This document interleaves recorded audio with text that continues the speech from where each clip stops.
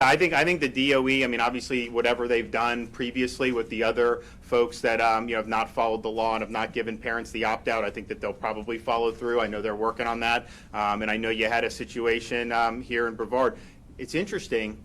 Nobody has ruled against anything that we've done yet. I mean, that judge, unless something came out in the last hour, has not actually issued a written ruling on that. Of course, we will appeal immediately. We'll seek a stay of that. But here we are, days later, we still don't have it. I think part of the reason we don't have it is it's not an easy opinion to write from a legal perspective. I mean, I think it's going to be something that's going to be very vulnerable to being overruled. And remember, I always remind people, last year, we had school reopening in Florida. It was so controversial. People were talking about how disastrous it would be to have kids in school and all this other stuff. We knew the data. We understood. We had looked at what happened in Europe and other places. We knew that this was something that was important for our kids and our parents, and so we did. But they sued us on that too, and they won in Tallahassee trial court, and it was not a good ruling, obviously, and that got really strongly reversed on appeal. So I think we'll see something similar here, but at the end of the day,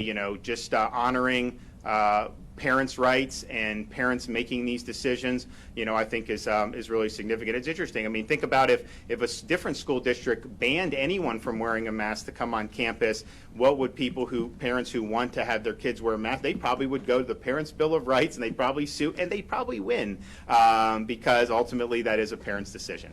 Governor, what should parents take away in the face of the judge's decision on Friday? Orange County has a new mask mandate, but they're not the only ones. During Brevard, Volusia last night. So what should parents take away this week? This is all ongoing.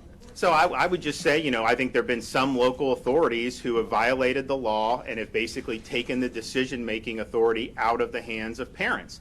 And my view is that the parents are in the best circumstances to understand, because when you're talking about forcing somebody to wear, particularly these really young kids, to wear a mask 6, 7, 8 hours a day, the parent knows what effects that has on them. The parent's in the best situation to know how does that affect their learning, their attention, all these other things. And so that's what Florida law, I think, requires. And clearly, although obviously the vast majority of school districts have honored Florida law, you have some, that haven't. But ultimately, when it comes down to students' well-being, I trust the parents more than I trust the government.